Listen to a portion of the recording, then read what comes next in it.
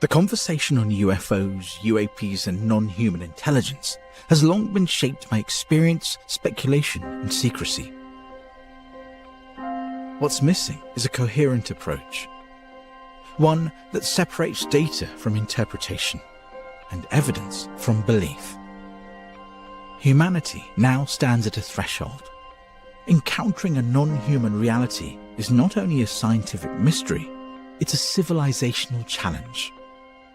We must move beyond ideology and secrecy toward a science of contact, grounded in evidence, methods, and shared human values. The Human Institute is building that foundation. The Investigating Non-Human Intelligence series is the first public multidisciplinary forum dedicated to developing the scientific and ethical foundations for researching our human encounter with non-human intelligence. The series convenes leading scientists, philosophers, and field investigators to explore new approaches, methods, and emerging data and findings to ultimately generate breakthrough discoveries in non-human intelligent phenomena. These one-hour presentations bring forward serious work by serious people, charting a roadmap for a new science capable of understanding and managing the unknown responsibly before it manages us. We invite scholars, experiencers, and all who seek clarity to join us. It's time to rise above speculation and take a deliberate step toward a grounded, evidence-based response to the existence of non-human intelligence.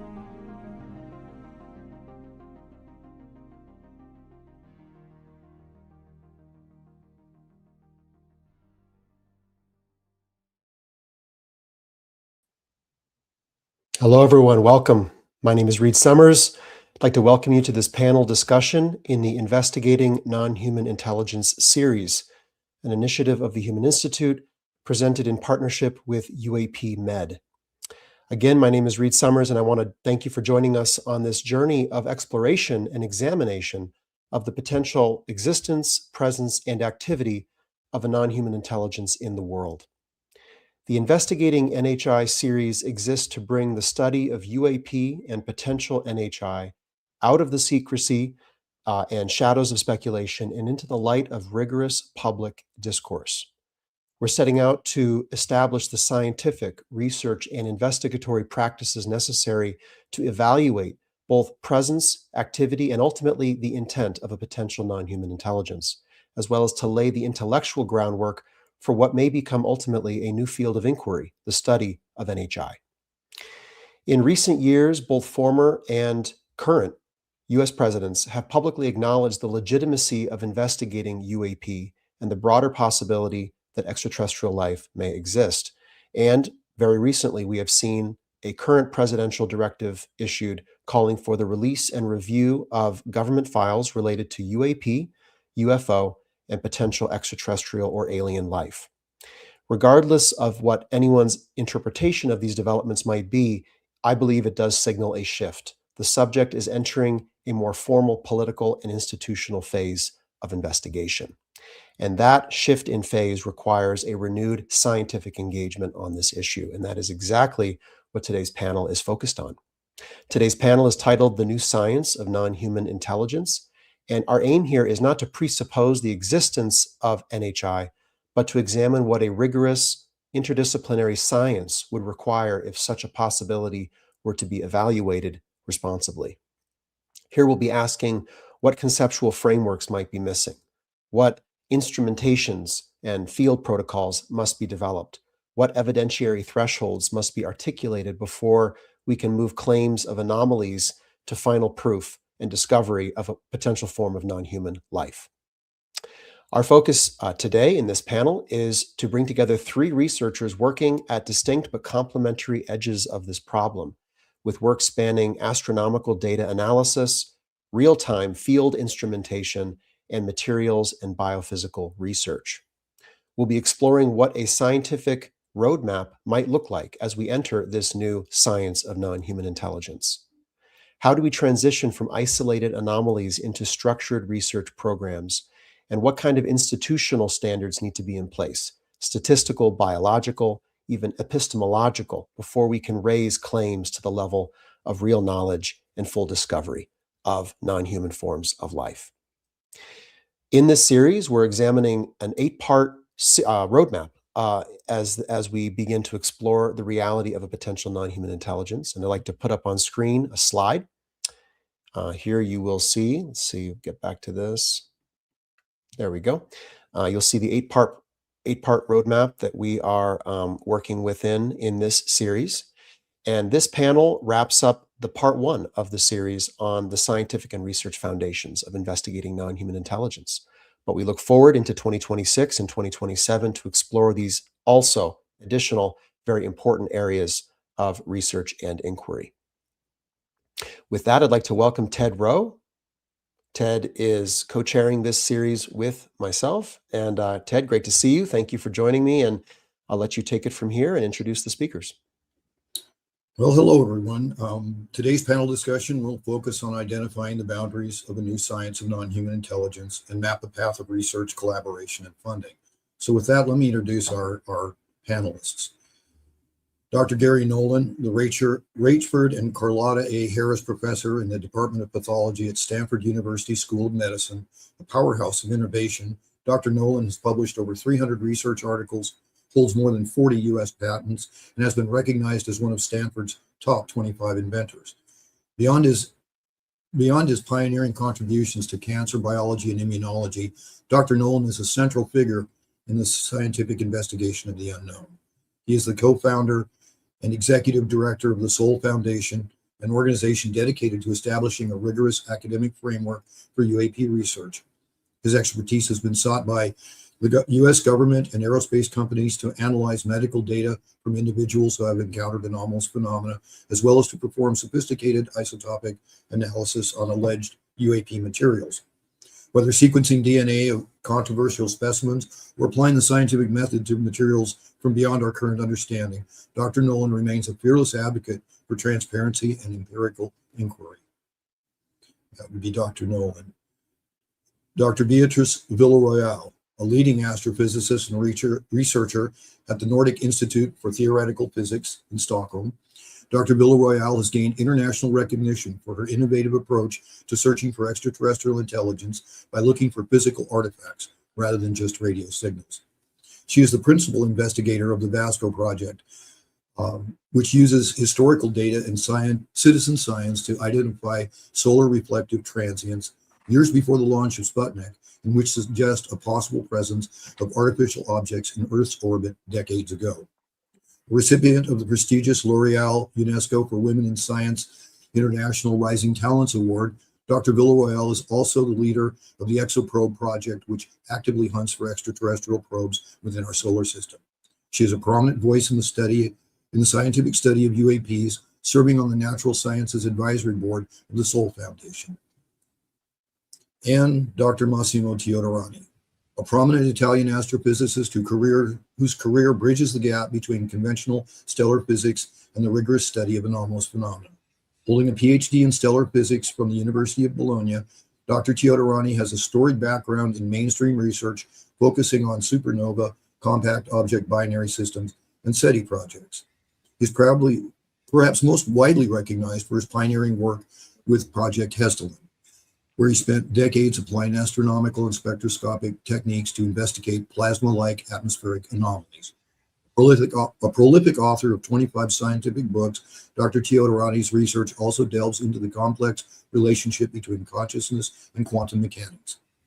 Please join me in welcoming our 3 panelists. They represent a scientific approach that is diverse. Dr. Villaroyal represents the historical and computational approach, looking for technosignatures that may have been overlooked in the past. Dr. Teodorani represents the physical and spectroscopic approach, focusing on capturing high-quality, real-time data from airborne open-air laboratories. Dr. Nolan represents the forensic and biological side of UAP research, using his background in pathology and immunology. He applies advanced technologies to analyze alleged UAP physical remnants and their biological effects. Together, these 3 scientists represent a multidisciplinary, data-first approach that aims to move UAP research from anecdotal storytelling into a rigorous, peer-reviewed academic framework. And so I'd like to open and ground our conversation with an opening question for all of our guests. Where does the scientific community stand right now on this issue? How is it engaging and how is it not engaging? And whoever wants to step up first, feel free to take the ball and run with it.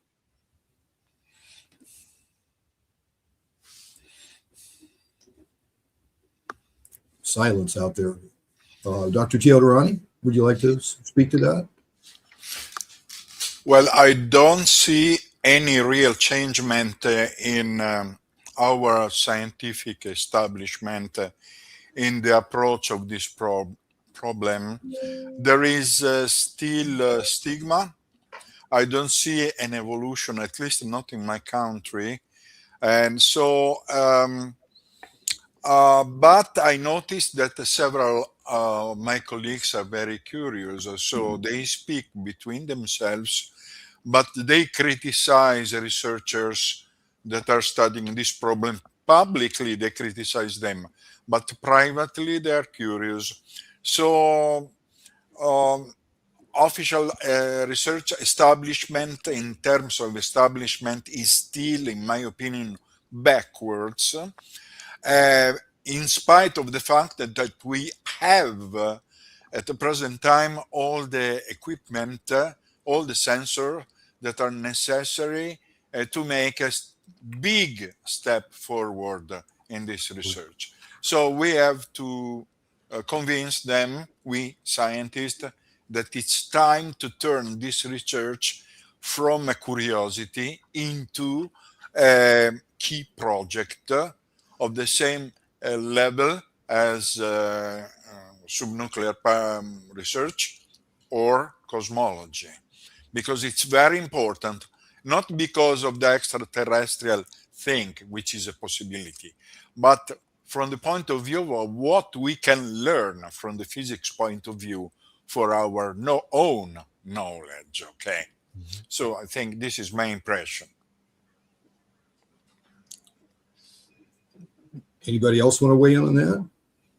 Yeah, I agree with Massimo in that, in general, our research colleagues are more curious about it, a little more open to it.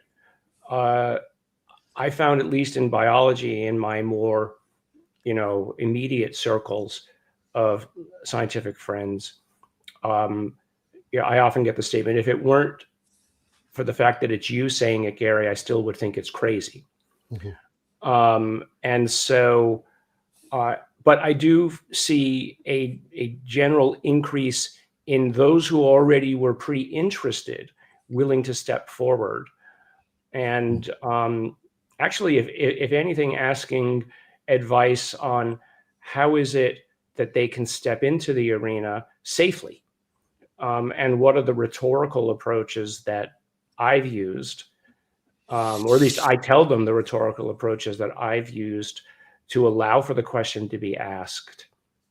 And in some cases, the challenges that I give to them in terms of, again, something that Massimo just mentioned is how can you not be interested in the data or the results, or how can you, in some ways, dare not allow the question to be asked? What's wrong with that?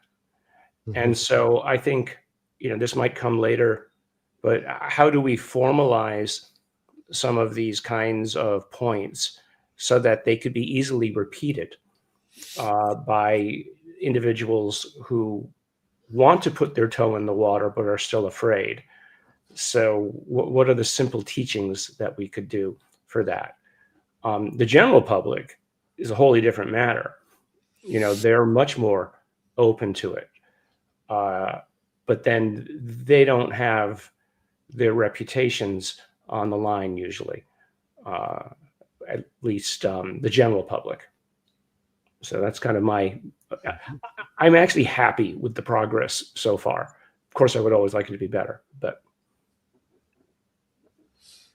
Beatrice, your microphone's off.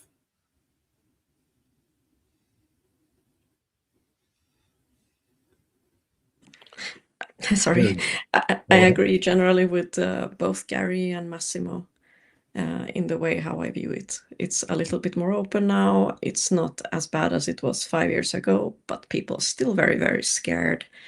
And I think it's because the topic is very much associated with like once you enter it, you lose your credibility, people think. But people don't understand that credibility is like a golden cage. You are in it, but you're also stuck in it. And one has to somehow choose if you want to actually go and follow your curiosity, or if you want to play safe in front of your scientific peers to some extent. Sure. Ted, if I could follow on with a follow-up question to each of our panelists today. And before I do so, I just want to put up on screen a link and a QR code for those watching. If you'd like to ask questions, we'll make time for questions toward the end of the panel. All three speakers, Gary, Beatrice, and Massimo, have all given lectures here at the Investigating NHI series. I highly recommend watching those lectures. They are packed with insight and practical steps forward on the scientific front of NHI inquiry. So really recommend that. But to get back to our conversation here, is there, if you could articulate or summarize one scientific bottleneck that is preventing forward inquiry, what would that be? Would it be data quality? Would it be the professional stigma? Would it be Fear. missing? Okay. Gary? Well, I don't worry so much about the professional stigma side of things if it's just about data collection. I think that each of us in our own specific realms have data collection standards or data collection modalities. I think at least within each of our parameter spaces, coming up with a model set of such things that the research community as a whole that are interested in this could add or subtract to, providing a pipeline of what those are would be good. I mean, obviously, Beatrice and Massimo can speak to the visual aspects of what might be seen in the sky, or in the atmosphere, in the case of Massimo's efforts with the plasma works at Hesselden. I'm interested in the other side, more about the material composition of things. And I think what, at least I find, is the biggest problem getting across to people is the cost associated with collecting the data. Each of the materials that I analyze at the level that I think is additional or to other stuff that's already out there is, whether you get it for free or not, because somebody's doing it for free, it still basically costs about $5,000 per sample for some of the more advanced techniques and somebody's time and effort. So I think we could all name our wish list of the best possible tools, but associated with that is cost and time, and then the expertise to analyze the data. And although we might represent three kind of top of the pyramid people, at the end of the day, we still need postdocs or volunteers with scientific background to do the work on it. So that's, it's both you need to put together the techniques and put together the people to analyze with the right kind of oversight, which is basically you're talking about how a laboratory usually operates. The PI operates, and then they have postdocs and or graduate students and or undergraduate students within them. Because for me, at least, that's where the ideas come from.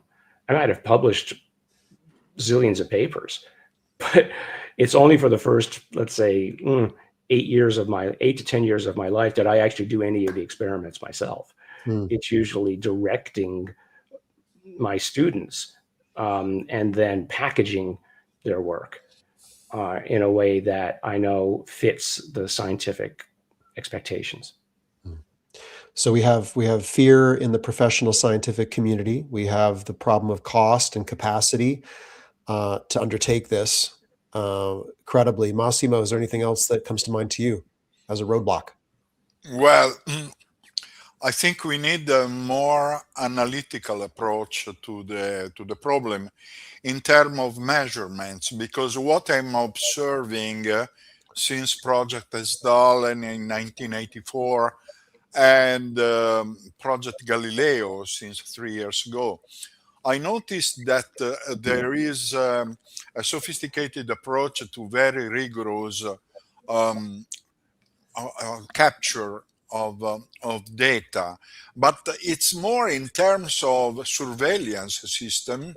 I like to say we want a very high resolution image, but without trying to analyze more that image, namely making spectra. I say that because it's my specialty, or high speed photometry or something. I mean, we need now to go in depth, okay?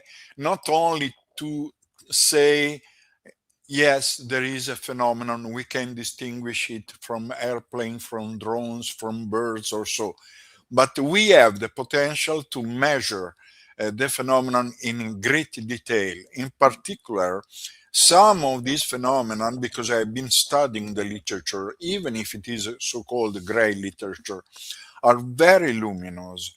And this opportunity can help us to obtain high resolution spectroscopy. With high resolution spectroscopy, not only we can identify with a big precision chemical elements that are in produced by this light at night, but also how is the morphology of the spectral lines. In particular, a particular effect which is called Zeeman effect, which shows the power of a strong magnetic field. If we are able to measure the intrinsic magnetic field spectroscopically in a plasma light object, and if we are able to study how this changes in time, we are able to deduce a possible propulsion mechanism. I already did calculations about that, and a paper has been just accepted today. I'm very happy for that. So we need analytical approach immediately, because we need to learn how it works. That's the most important thing than saying, "Oh, the aliens are here." We don't Mhm. know. Probably it's so. So this is the way in which I see the thing. Maybe I'm wrong, but I don't think so. Okay, good. And we're going to get fully into what the instrumentation plan might be, the research roadmap in the middle part of the panel discussion. And I know you have a lot to say about it, Massimo. Also want to say that Massimo and Gary and Beatrice all gave talks at the UAP Summit on detecting and tracking UAP, and highly valuable talks. And Massimo has a lot to say on instrumentation. So we'll touch on it today, but if you want the deep dive, go log into the UAP Summit for that. So kind of part two of this opening. Yes, Ted, anything you'd like to interject? I wanted to ask one other question. We're talking about bottlenecks, and Massimo mentioned he's getting a paper published. Is publication a problem? You mean publication in our Mainstream journals? in mainstream journals? Absolutely yes. In fact, I am publishing on the Journal of UAP Studies, which is academic. Yes, it is, but is dedicated to this kind of phenomenon. If you try to submit a technical, even a very mathematical paper to a journal like the Physical Review, or like Astrophysical Journal, Astronomy and Astrophysics, Acta Astronautica, as soon as they see the word UAP or UFOs, they will reject systematically the paper without even reading the abstract. Okay, so there is no way to submit even a very mathematical or experimental paper to mainstream journals without being rejected. This is what I noticed. I hope the situation changes. But so far, I'm afraid It's not easy. I want to try because I'm preparing a very mathematical paper, I have to say, and I want to at least to provoke someone in the mainstream, and let's see what happens. Maybe I'm too much pessimist. Who knows? I want to try. So where did Alcubierre, if I pronounce his name right, get his published? And how did he get it through? Well, Alcubierre, when he published about warp drive, he published on a physics journal. But in this case, he didn't speak about UAPs or UFOs. He just spoke about one of the solution of the Einstein field equations. So it could be accepted like a standard physics paper because it was not only mathematically developed, but because it was not mentioned at all, UFOs. Mhm. So it was accepted because it was not mentioning at all. But if he had mentioned UAPs inside this paper, probably they would have rejected. I think so. I'm curious for Beatrice's experience. I mean, you're recently multiply published, and yet some challenges arose in the process. What was that like, and how do you see moving through that? So it was super difficult to publish these papers, because I remember the scientific report, it was 5 months before we got the first review report. I think there were lots of internal discussions there. And then the other paper, I remember there was a funny situation with the PASP paper, because we were referencing the scientific report. And first we got back the comment like, maybe you shouldn't be referring to the work in the this submitted work, because it's not on preprint, they wrote. This one we had submitted the scientific report because we talked about the UFO nuke correlation. And then we thought, okay, so and they said, okay, you can only cite it if you put it on a preprint server. Okay, so we did. And then again, the editors wrote back and said, no, please remove the citation because it's not published. And that was it was quite determinedly worded. But then at the end, the scientific report, it was accepted. So then they had to allow us to cite this UFO nuke paper, and there was no way around it. But it was quite funny in this way, how they were just doing everything to avoid it for a while. So it's just one example. While in 2022, when we first submitted the older version of it, then it was rejected at the editor's desk immediately. Because it's one thing to talk about how to search for technosignatures, but don't come with any concrete results. That's a totally different thing. Unless you have negative results, then it's all fine. So there is so much stigma.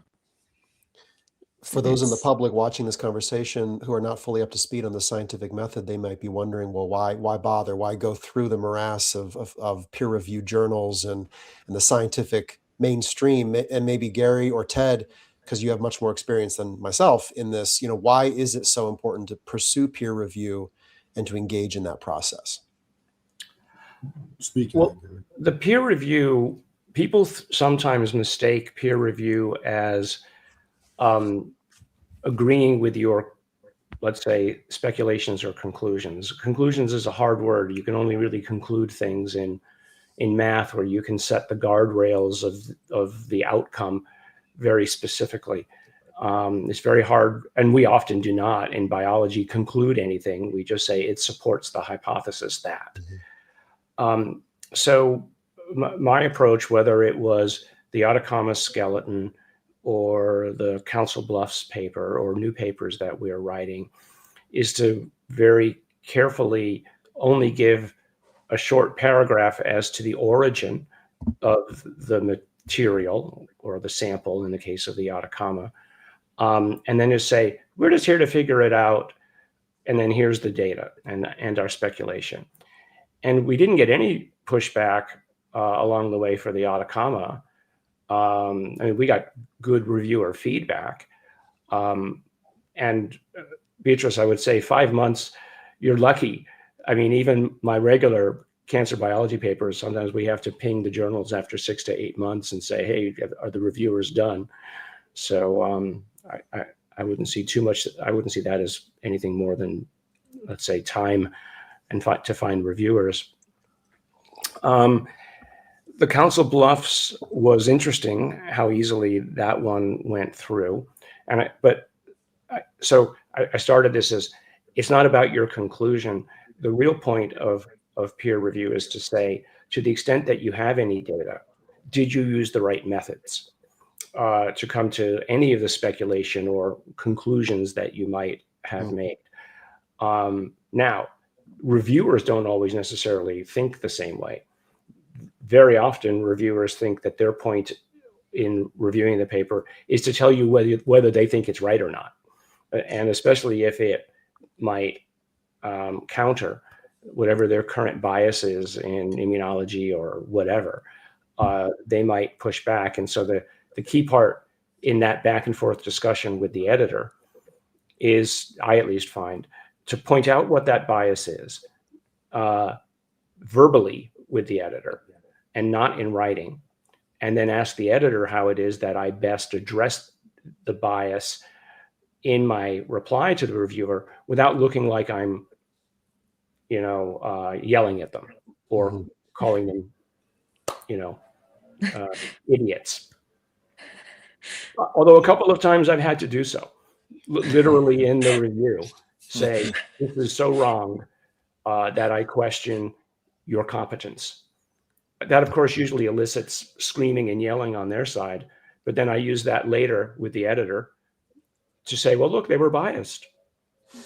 They can't keep their cool. So a little bit of scientific Fight Club strategy here for those who are in the ring, and I totally respect that and the process. And interesting to talk about methods, which is where we're going to go next in our conversation. Is if the methods are not clearly articulated and sound, then the theory or the hypothesis can't be falsified. It can't be tested. It can't be replicated. So I mean, as a non-scientist myself, I can respect the process of verifying methods.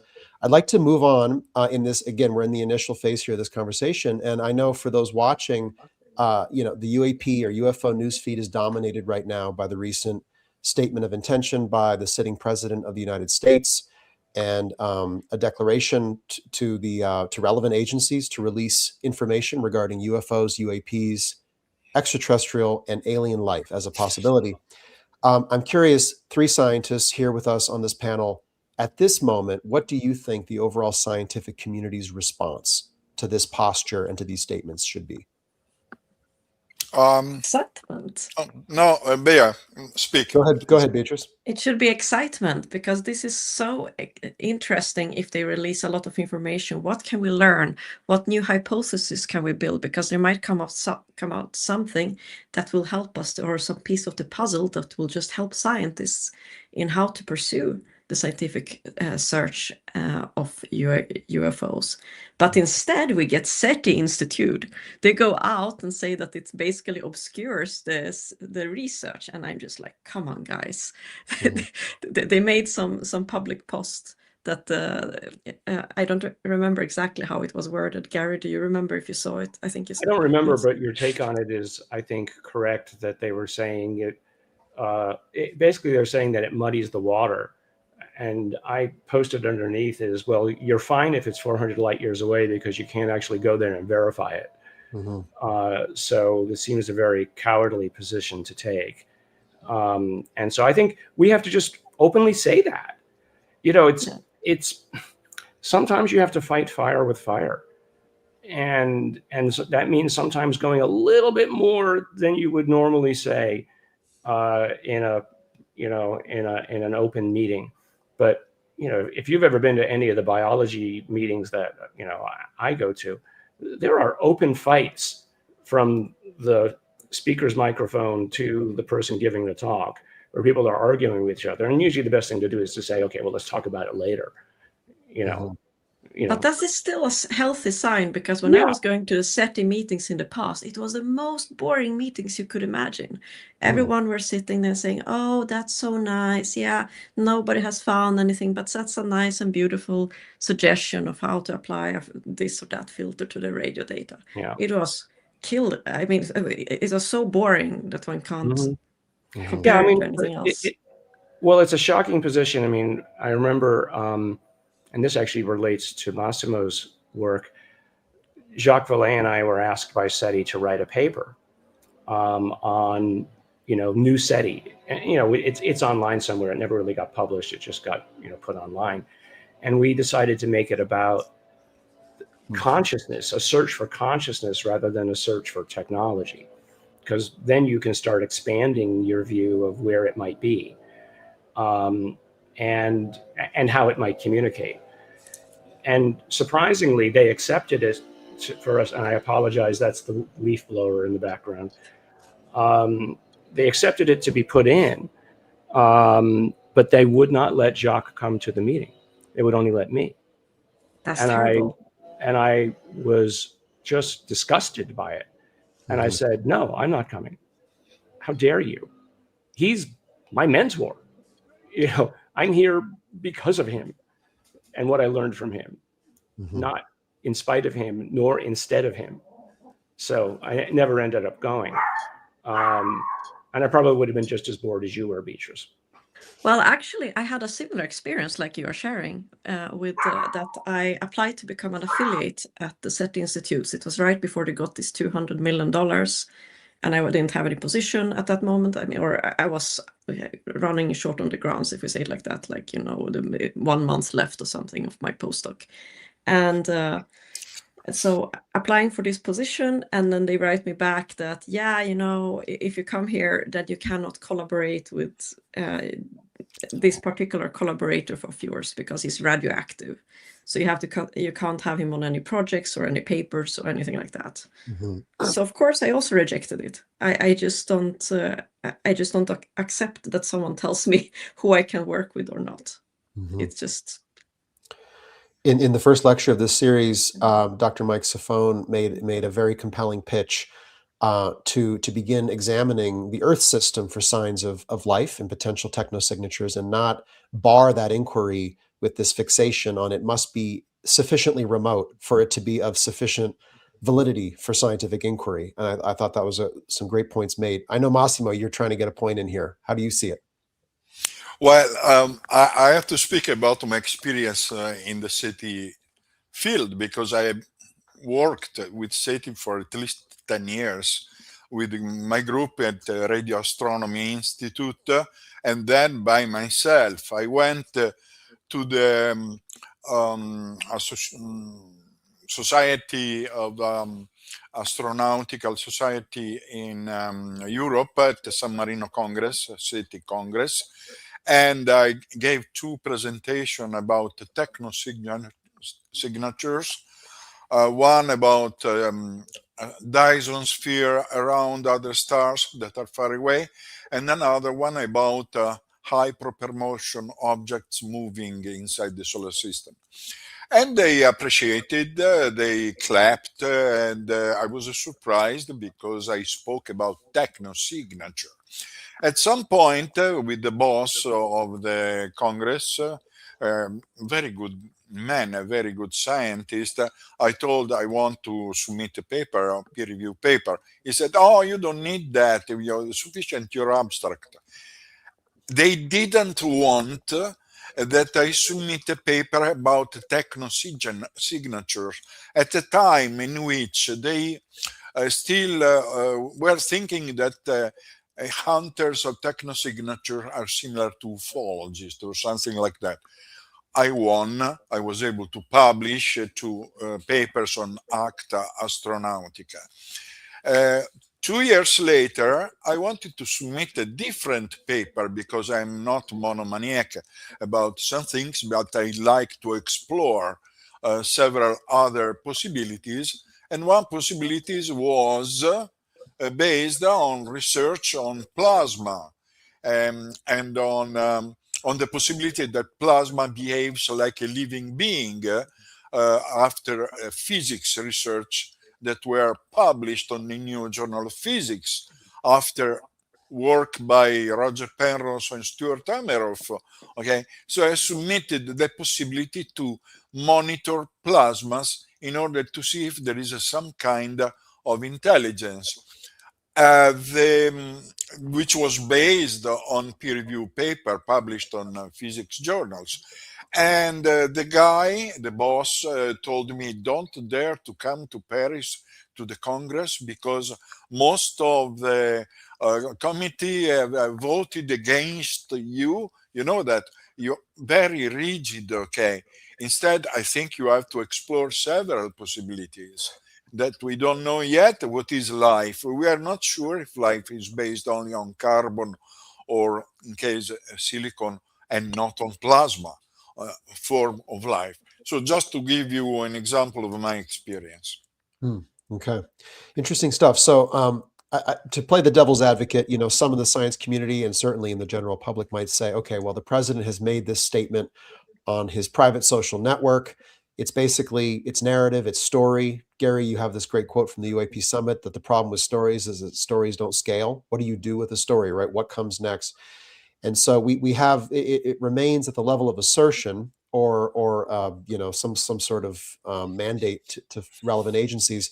How should the scientific community be engaging at this point? What should they be asking for? How would they potentially track or parallel what could be, and let's take this on as a hypothetical, impactful information or evidence that is going to be released as a result of this? If that were to come out, how should science respond? I would like, I don't want to remove the word from you, but very quickly, I've been already speaking at the Euro Parliament in Strasbourg in 2010, and I told publicly in a big conference there at the Euro Parliament that if some information will be publicly released by the authorities, it's very important that we not stories or only videos are released, but data, namely data coming from, for instance, from radar, pilot's radar, targeting pods, head-up displays, because the head-up displays record all the flight envelope of, and so also what has been detected. Okay, so what is important, if President Trump is promising release of information, he has to think that this information must be useful to do something, namely release data that we can process, not only stories. Or someone told me that someone else told me, no, we need data, namely numbers, that they surely have, but didn't understand what they mean, to give this data to us so that we can put this data on graphs. And from graphs, deduce equation. And from the equation, we can also understand not only the physical law, but also we are in a condition to tell to the authorities and to the military in particular if this phenomenon is a threat or not. So it's very important that President Trump or whoever after him thinks to the needs of scientists, because it's not we are not a Pickwick circle to speak between ourselves. We are here for the people, okay? And people want to know something very certain, and scientists can give something very certain. Gary or Beatrice, how would you see science moving alongside potential federal disclosures? Well, I think it depends on the maturity of the scientists that receive the data, because they can receive the best data possible and they can still just be completely rejecting it and refusing to believe, and they can say it's an artifact, or it's or it's an illusion in the data, or they can try to dismiss it all the time. And I think the only thing we can hope for is that people maybe get a slightly more open mind if there's a lot of release of information. So I don't think it's going to come a response the way as we wish. It's going to be a slow, successive opening of people's minds. Okay. Any thoughts, Gary? on what comes next for science? Yeah, sorry, I had to put this on because the leaf blower guy was outside. Well, I think, related to both what Massimo and Beatrice said, and then referencing what you did about stories, there's a whole field of math that's been around for 150 years that's relatively simple, and it's called Bayesian probability or Bayesian causality, where you can take and start with a very low prior, basically a 0.0001% chance, and then add in estimates of what the probability of each observation, whether it's anecdote or otherwise. And very quickly, interestingly, come to the conclusion that that if you have actual measurements on an object with at least 3 or 4 different sensors, you very quickly escalate to near 98% probability of it being right with just simple math. Now, people might not like that. People might say, "Oh, I don't like that." Well, I'm sorry, that's the math. And you need something like 20 or 30 anecdotes of observing the same thing, given certain probabilities that each person is right, to come to a similar level of probability. If you add it all up and you throw a complex set of data at it, meaning the whole internet, Bayesian inference basically says, given the negatives and given the positives, you're already well above the threshold of 50%. You're in the 60 to 70% realm of probability that there's, that at the very least, as I always say, that the question is worth asking. And so these are the kinds of, that would be a paper that would be nice writing, because it's easy enough to do. You might not get it published in Nature or something like that, but if you position it as, I'm just asking the question about what is necessary, what are the fundamental metrics? Well, the fundamental metrics for each of us, Beatrice, me, and Massimo, is all math. The numbers and statistics have to add up, which is, I think, what Beatrice did beautifully, despite, and I'll say it publicly, despite what Waters and Knuth, I think, made a mistake on, and that they came at the problem. I know I'm starting a fight, and I'm sorry, but sometimes fights are good. That they used insufficient data. And not only did they use insufficient data, they inappropriately referenced what Beatrice was saying or doing in acknowledgments, basically casting aspersions on her. And I found that to be, frankly, both petty, awkward, and should never have been put out there. And so, Kevin and Wes, I'm talking to you directly. Go look at your acknowledgments. I'm telling you it's petty. Remove them. Thank you. We'll definitely because it's not the correct way to do science. I love Sorry, this. I'm starting a fight. I love it's on this. me. It's not on Beatrice. Yeah. Fight Well, with me. we'll definitely send this over to Kevin and Wes. And I'm sure they'll see it anyway. But I love this forward lean into figuring out how to do this and how not to do it. And we have to argue these front lines down to the inch millimeter level. And so thank you, scientists and scientific community. And I think this is not something to avoid. It's we have to lean into this moment, especially if potentially dramatic statements are made by acting agency heads. If information is brought forward, whether it's demonstrative, testimonial, or materials analysis of objects that suggest a non-Earth or non-human origin, it's going to be a major scientific fight to get down to the truth of what those are. So so gear up and ready up for what that is. My next question, and Gary, you've kind of blown it open a little bit, which I love, was really, what would you accept as the first consensus moving piece of evidence for the scientific community that could arise out of a possible set of federal disclosures? Is it, to your point, Massimo, is it radar tracks? Is it, FLIR footage? Is it biological materials analysis?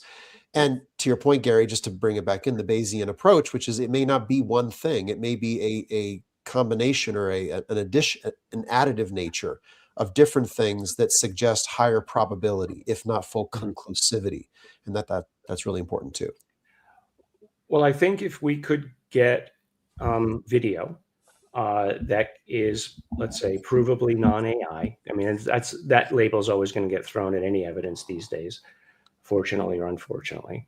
So I think video or multiple simultaneous, again, let's say military released data of eyes on the object with multiple instruments is would be appropriate and could be, fed into a Bayesian inference engine. For me, materials is something made in a way that seems out of scope for human capability.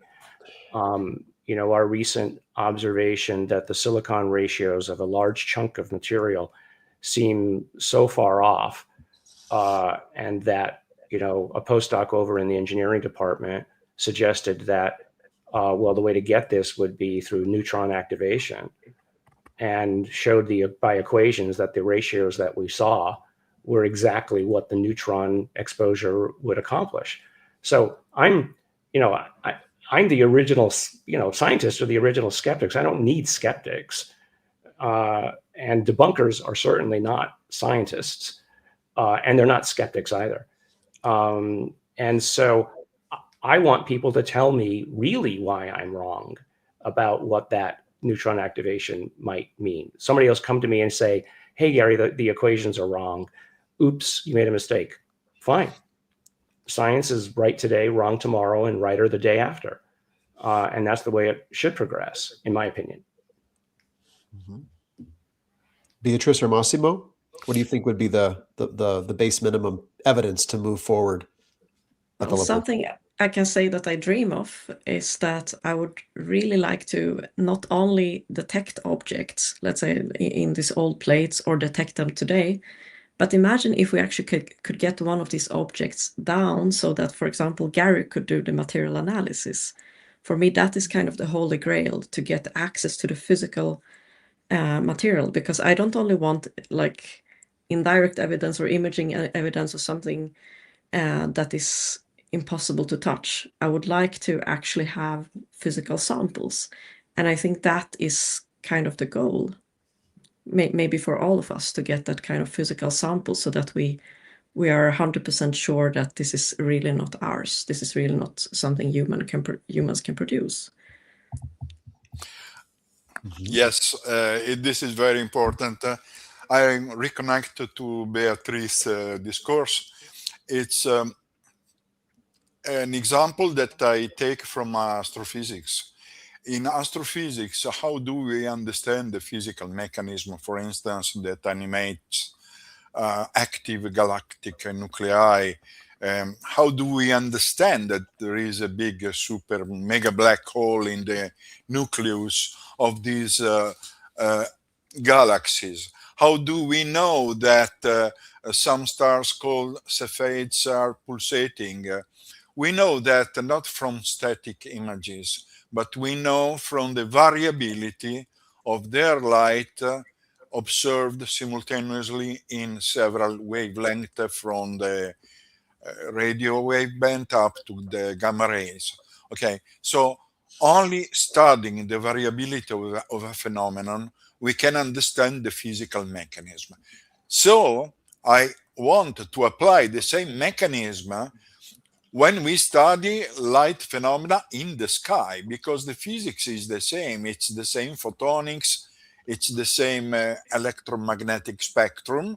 And if we are studying something that is flying in the sky, is like to make, in my opinion, back engineering of an object, not while it is inside an hangar, but while it is flying. So we can understand how it works by the effects it produces in the sky.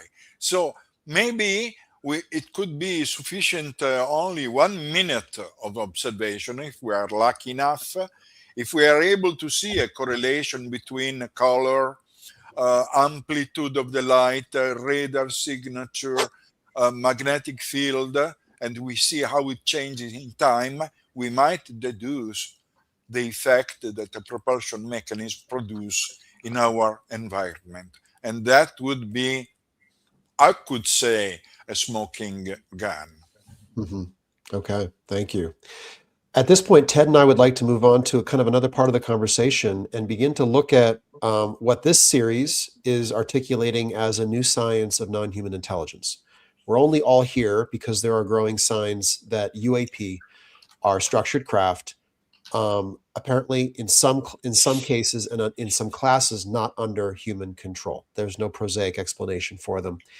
And there are increasing allegations by credible witnesses and whistleblowers regarding efforts to reverse engineer these craft and to extract technologies from them. So in this space, there are growing indications that there is some form of non-human intelligence in the form of technology or interactivity at play. And so the next part of this conversation is really about that. How do we approach this new science?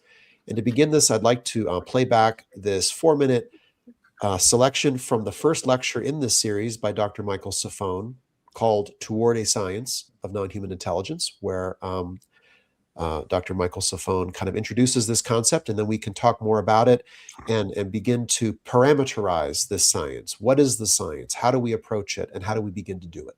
So let's listen. I'm here not as an expert in NHI, but as a philosopher and researcher working on the conceptual and methodological foundations of a potentially young science. Right? For me, it's a science of UAP, but in this lecture, I want to move from UAP to this question of non-human intelligence. It is a young science, a proto-science, you might even say, that is in development right now, right, as we speak. So you've got craft that are being recorded, things that look like craft, objects that are that seem structured, that they're exchanging electromagnetic energy on radar, et cetera, right? Performing just incredible feats of kinematic, pyrotechnics, as it were. And some of these cases seem to be very suggestive of the operation of some form of intelligence. And this brings the question of non-human intelligence very close, right? And so, there's that joke, not in my backyard, NIMBY, right? And for SETI, it's like not in our backyard, but if it's distant, okay, we can sort of deal with it. So here we have to kind of start to encounter this nearby, right? And that's what's interesting. In the modern era, we just have banished that as a possibility on the Earth for various reasons. So that's what's really interesting about this, is that we sort of cross from religion and spirituality right into the heart of science itself, and have to try to situate the question of non-human intelligence as not a non-local phenomenon at a distance, but rather as a local phenomenon right up close here on the Earth. The question, however, is how do we do that, right? We have to chart a path from the kinds of evidence and the challenges that are faced with the sorts of data and evidence that we might think that we have, to get to the point, right, to where we can be fairly confident that, in fact, what we are dealing with, at least in some subset of these unidentified aerial or anomalous phenomena, that in fact what we may be dealing with is a non-human intelligence. And if that is the case, then the question is, how do we study that as a matter of science, right? Science doesn't study non-human intelligence that is not at least as intelligent as we are, right? We don't have a science that examines an intelligence that might be more advanced or more ambiguous to even detect or encounter, right?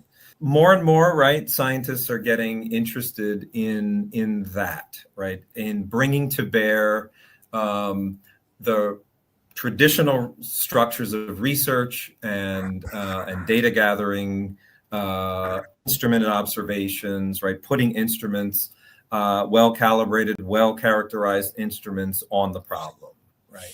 This represents, in my view, this emergence of a kind of a science, right, around this phenomenon, trying to deploy observational and even experimental sciences.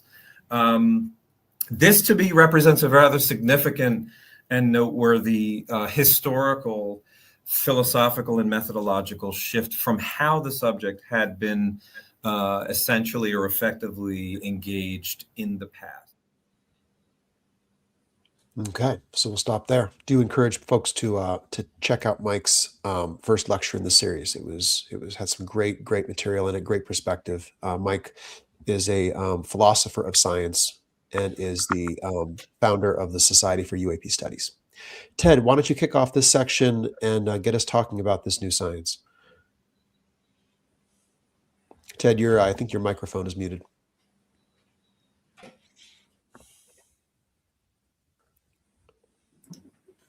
Sorry about that. I'll just start with a basic question. How do you see the potential emergence of a science of non-human intelligence? What is the new science? What are the key pillars of inquiry? And how do we begin? Open question. Well,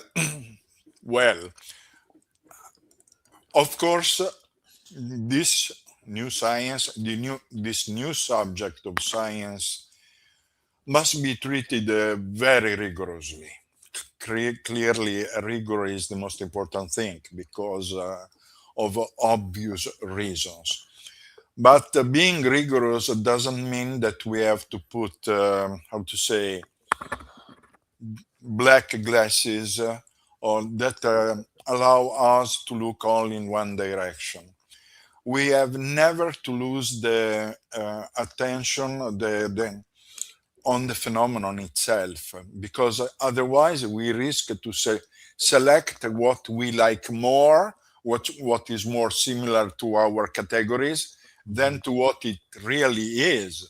So what do I want to say? I want to say the phenomenon probably, surely, is not only a physical phenomenon, but it's something that affects also consciousness, mind, the psyche, and so we have to consider integrally all these factors if we really want to understand what is the UAP phenomenon. So we have to have the courage to face even aspects that are scandalous, for our science, but we never have to lose the attention to the phenomenon itself, all its details, because they are important. And I repeat, they have a strict relation with our consciousness. So much that sometimes I'm wondering if this phenomenon is occurring without witness, or if the witness is an important factor to make the phenomenon occur. So this is my thing. And I want to invite the other panelists to ask each other questions, challenge each other, query each other. You're all on three different sides of the same triangle. So please. I must admit, I am a very simple person when I'm thinking about the UAP research, and I kind of just think about when I imagine how I want to do, I'm thinking about that. First, I like it hypothesis driven, and instead of trying to explain all the aspects of the UAP research, I just ask myself the question, are there NHI artifacts and where are they? And then I get tempted to search in space, in the atmosphere, in on the ground, underground, in the waters, and in the oceans. And in that sense, if one does it over all the domains, from space to the deepest oceans, then you can actually develop different ways of detecting them in space, detecting them in the atmosphere. And if you have some very good candidate for a buried flying saucer, then you go for it. You simply go there and you try it out. So I'm thinking very much hands-on is the way how we can develop a lot of protocols as well. Of course, we need to have you need to, of course, you want to sharpen your knife before you go out in the battle, but you also want to actually perform the actual experiment. And like both, you need to both have the plan, but you also need to try out and see where it leads. There's some sort of balance. If you think too much, you will not do, and if you do too eagerly, then you are going to waste a lot of resources and time. So there's some balancing game here. You know, Beatrice, this use of the word artifact is very interesting here. And I know in Mike Saffone's talk, he talked about how this is potentially a relational science. We're not observing a mechanistic phenomenon that is unintelligent, right? Technologies are suggestive of design by an intelligence. And so artifacts to me, as a non-scientist, when I hear artifact, I think of civilization. Right. I Yes. think of signatures of intelligence that have imprinted themselves in physical, designed pieces of technology that solve problems, that engage other intelligences. And so that's a very interesting framing. And Massimo, to your point about interactivity at the level of consciousness as well. And so how do we get out into the field, you know, at the level of instrumentation and designing a field research project to detect and ultimately generate data upon something that may see us, perceive us, elude us, want to engage us. You know, I think at one point, Massimo, I actually have your slide here. We can put it up. Yeah, I'll put up the your last second, slide. the second one. Oh yeah, let me get back there. No, before that. Right. So I see EM monitor, biotesting. Yeah, this was an experiment that we discussed with a colleague in 2007 in Austria, in Salzburg, at the Quantum Mind conference organized by Professor Stuart Ameroff. And the point is that, is there a relation between the UAPs and consciousness? The point of interest is not that we like to speculate about that. It's fun speculating, but here we need data. So everything started when several people told me personally that these lights, incorporeal lights like light bulbs, are speaking in my mind. Okay. Of course, I cannot laugh at them, especially when these people say, "Oh, don't speak about me. I don't want that people knows, but you must know. These lights are speaking in my mind." When one person is speaking, might be mad, okay, but when 10 persons are telling exactly the same thing, make me malicious, okay, in the sense that why not make a measurement? We take a person and we put an EEG apparatus, and at the same time we observe the phenomenon at locations where the phenomenon is very recurrent, like Esdalen, for instance, but not only Esdalen, also Cape Fear River in North Carolina and many other places in the United States. We put the person there. At the same time, we monitor the phenomenon with several instruments like spectrometers, video cameras, and at some point we make a test. We aim a laser beam against the light phenomenon, and we see if the phenomenon reacts. Why do we want to see that? Because it happened in 1994 when Erling Strand of Project Esdalen aimed a laser beam, and the phenomenon changed rate of pulsation 8 times out of 9, like if it was communicating. But the point is not only to see if the phenomenon is reacting. The point is that if there is an entanglement mechanism of some kind between the phenomenon and our brain, does our brain wave change at the same time in which the phenomenon is changing? Because at that point we would establish the possibility of a connection of some kind that could be measurable. Okay. Conversely, we could use Michael Persinger instrument, the so-called God helmet, and we trigger the brain of the person, and we see if at the same time the light phenomenon is changing its pulsation rate, its color, its light amplitude. This is clearly an hypothesis, but I am malicious and I would like to test it. It's not very difficult to test it, and not even very expensive, I would say. With $200,000 and a good neurophysiologist that is with us, I think we could do that. This is only one of the experiments that I proposed anyway. I actually have a question for you, Massimo, actually, and Beatrice. It's often been talked about that some of these objects might be manipulating gravity in the process of moving.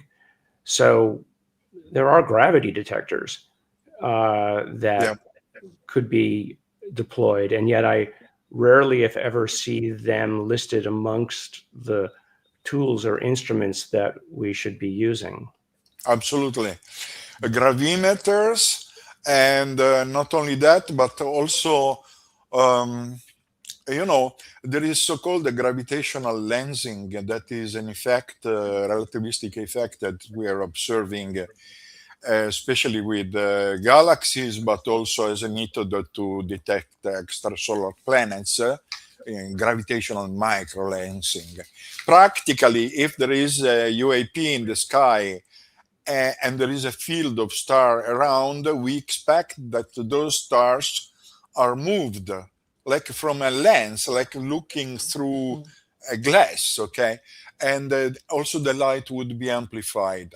Another test would be to use a laser beam towards the object, and I would expect a curving of this laser beam.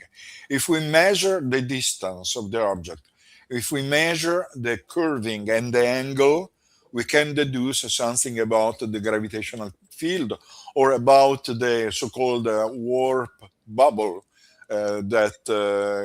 in which the object could be in order to avoid inertia. Otherwise, everything would be crashed inside, okay? So this is just an idea, but the gravimeter is the first. Only problem is that it's very, very, very expensive instrument.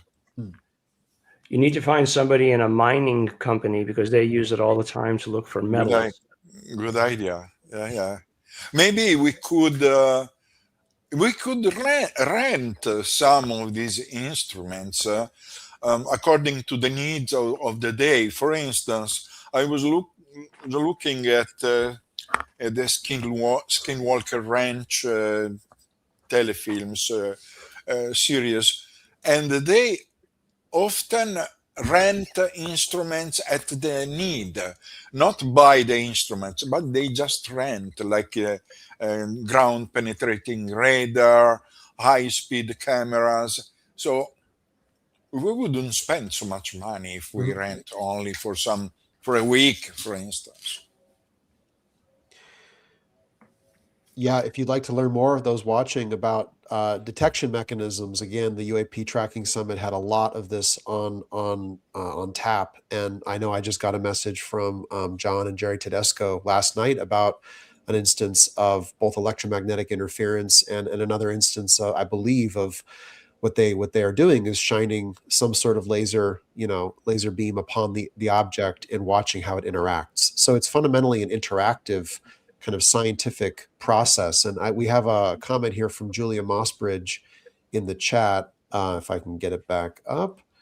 Julia will be speaking in the series shortly. One missing piece in all of this is our understanding of perception. The field of perception and cognitive neuroscience need to be integrated with material examinations. Then we will move faster.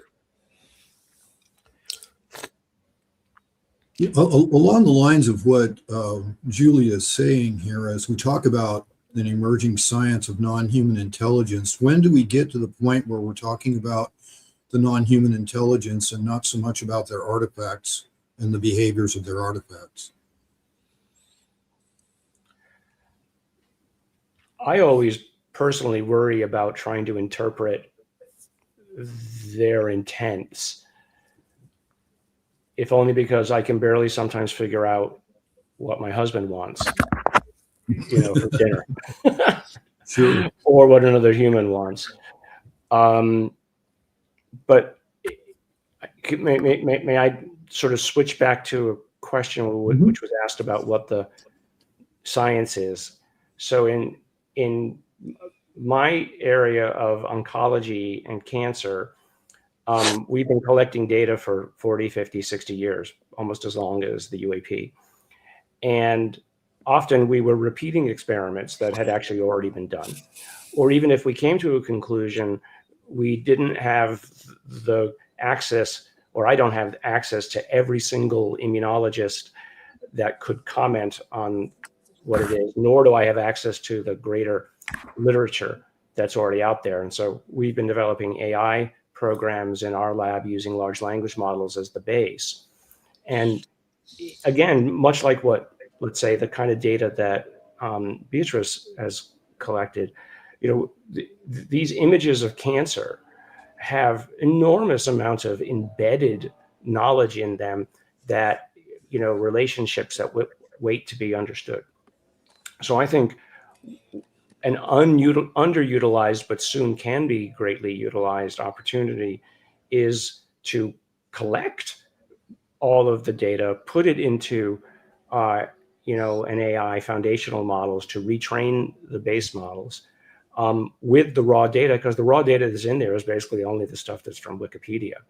Whereas you've got people like Isaac Coy, of course, Jacques Vallée, Keith Baskerville, and many others who have great databases that can help us contextualize the information and find connections. That's, of course, what large language models do, is find connections that you didn't know were there. And again, back to, we've shown how useful that is now in cancer research, being able to recontextualize and find these hidden things that, oh my God, if I'd only looked up this paper or known about this paper, I could have understood why it is that I'm getting X, Y, or Z results in my experiments or in cancer. So I think this is more of a challenge of opportunity to the community. There's probably hundreds of AI experts out there, because I'm certainly not one, that could bring their talents to bear on this. I mean, I know Jonathan Berta was doing something like this and getting great results, but this needs agentic systems to go out, find the data, put it all together, and help us find things that we might have missed. Yeah, apropos for the moment, because agentic systems are poised to take over many processes throughout society in many sectors. And I would imagine the growing data set, around UAP activity, especially if there are renewed disclosures and documents that could be released, could hasten that process. Well, imagine using LLMs or doing a foundational model with all of the pictures and data that Beatrice has collected. I know that she's probably doing.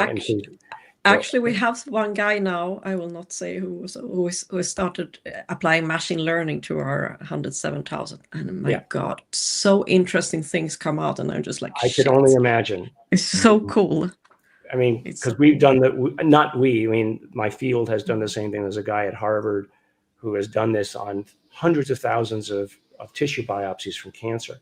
And the results that come out are, they're right in front of you. You go, oh my God, if I were just smart enough to have seen it.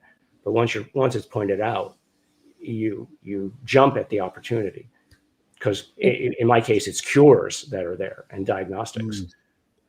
That's amazing. And it's the same happiness here when we hear from this guy. It's like so exciting. It's a completely new world opened up, because when we were sitting in the past just trying to solve certain hypotheses with the data, and suddenly it's a complete, like a flood of information coming in. It's beautiful. Can't wait to see Ted, the paper. while we're on the AI question, because we are on the AI question, I'm curious for the panelists here, considering the various data sets that are relevant to this new science, whether it's experiencer data, whether it's sensor data, astronomical analyses like you've done, Beatrice, how could AI be deployed? What would be one high value material step forward to advance our understanding using AI or machine learning? Well, if you identify a favorite type of anomaly and you have all kind of data sets, maybe you can train your AI to recognize that type of anomaly across different kind of like heterogeneous data sets. Because very often we get stuck with one data set because of the complexity to shift. But what if we can actually combine different type of sensor data, different type of instrumentation coverages and all kind of things, and let your AI identify that one particularly exciting anomaly? I mean, that would be very, very nice, because then you don't even need to get stuck on some kind of on some expensive instrumentation. You can just use what's in the public domain. Yeah, and that's what, again, we used for our cancer work. It's already in the public domain. I mean, why, the title of my talk these days is, the end of data paralysis, LLMs and the future. And I think the audience, for those who are not experts in this, need to distinguish between what is machine learning, which is just finding these statistical relationships, versus what are large language models and agents capable of doing, which are sort of the evolutionary descendants of machine learning, or machine learning now going through its own renaissance and Cambrian explosion. Interesting. Massimo, what excites you on the machine learning front with UAP data or NHI data potentially? Well, clearly, it's nice to use it to distinguish anomalies from known objects. For instance, when you use surveillance system sensors, like the one of Project Galileo, which is very, very well calibrated and very well done by very competent people. I have been working with them for 1.5 years, by the way. And well, you are able to distinguish real anomalies from birds, airplane, insects, lens flare, and many other effects, which automatically and instantly exclude these effects from the analysis, so that they allow us not to waste time in things that are completely useless. Okay, so there are several situations that can deceive us. Okay, they can be colored lights, they can be simply planets or something. We have to be able to exclude. AI is able to do that. And at the same time, the instrumentation, the capability of the instruments is able to make a sort of sensor fusion, just like aboard an F-35 fifth generation fighter, which have on only one screen, there are all the data compacted all together and filtered from prosaic objects, thanks to machine learning and to AI. So this is my way to see it. Before we depart the AI question, Gary, I'm curious your thoughts. In the 2024 Soul lecture you gave, you talked about, garbage in, garbage out, but with AI, there's the potential that we get something better out despite the ingestion of data that may not be high veracity, high quality. And, I turn my attention to the 150,000 lines of Newfork data, the 120,000 entries in Kufos's database, the Humcat database, the MUFON's database, which is enormous. How could all of this data be synergized, synthesized, and then how could machine learning generate something from it that is more than what would appear to be, Right. a low validity finding? Well, I think we need to convince the large language model purveyors, whether it's, let's say, Anthropic or OpenAI or Google, et cetera, we need to provide a list of what those databases are and where they are first, because I'm not sure that they're being ingested. And getting them ingested into the LLMs basically means you don't have to go and retrain the LLM. I mean, the foundational models is basically a taking of somebody's base model and then giving it more data to retrain it, to bias it towards understanding your data sets. But why should we have to do that if we could make a list of where they are and then make sure that, and I know that there are people within, these various organizations, whether it's Google, Gemini, Anthropic, et cetera, who, and even Elon Musk for Grok, who want to know this. Now, I think the worry might be with let's say the release of information that might come from the Trump administration is that it might be purposefully seeded with irrelevant data or incorrect data. But I would just warn anybody who thinks that that would be an appropriate tack to take, is that these days it's very easy to pick up, that kind of stuff, or to have it aborted for consideration by comparing it against other data. So but we have to start by making it obvious where those databases are, whether it's Newfork or others, or Baskervilles or Isaac Coy's, et cetera. A different conversation might be around whole NHI is we're about to have our own NHI that we're building through AI. So the question of whether there is such a thing as non-human intelligence is already at our doorstep. And so, but that actually might be an avenue through which one can war game the idea of NHI by saying, well, okay, maybe there is no such thing as NHI, but we're about to make one. So why don't we talk about what we're gonna and how we're gonna think about that? Right.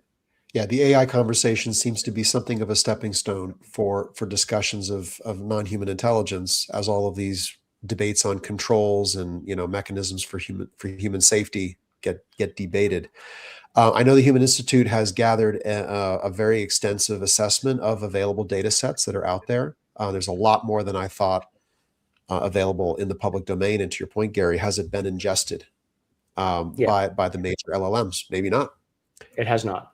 I can tell you that for a fact. Okay. So well, you no should wonder just when send you ask it to them. Right. And the experiencer data set is another kind of like peak topic to discuss here, which is there are hundreds of thousands of instances of people claiming to have had engagements. Now, of course, was it collected well? Was it well curated? Did it weed out all of the other confounding factors? No, of course not. But all of it taken together, what could we glean from that? I'm curious your thoughts on, because again, the science of NHI might be a highly interactive one, right? It might be two sentiences interacting. So the experiencer record is actually right smack in the middle of what the fundamental data set might ultimately be. So what do we do with experiencer data? So I think that, along with the UAP, is you might not want to just put it into Google's mega LLM because of the way that the weights between tokens are measured. At least insofar as I'm reading it these days, is that the best way that people sometimes think it should be done is that you create using the small LLM models and you weight the small models, because then you don't have to weight a 50 trillion token model. But that the agents then decide which models to go talk to, depending upon the question. So basically, the lower level LLMs present a list of what it is that they're capable of, or what they're an expert in.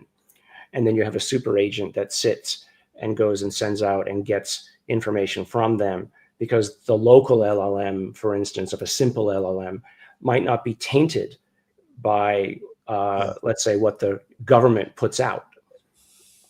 And so by keeping them in a way siloed, but then having a higher level agent that can talk to all of them and extract the needed information, that can be used to counter any negativity that's put out, or let's just say incorrect data that's put out by others. So I would create an experiencer foundational database using one of the simpler models that are out there. Okay. But it costs money to do it. Yeah. It costs money. It's not free. I can't help it, but sorry. Go ahead. Sorry. I can't help it, but my imagination went a bit wild now. I started imagining if the NHI are actually just some very advanced AI, then isn't there also a bigger risk that instead of interacting directly with us, they will interact with us through our AI? Maybe they will interact with us through ChatGPT and Claude and DeepSeek.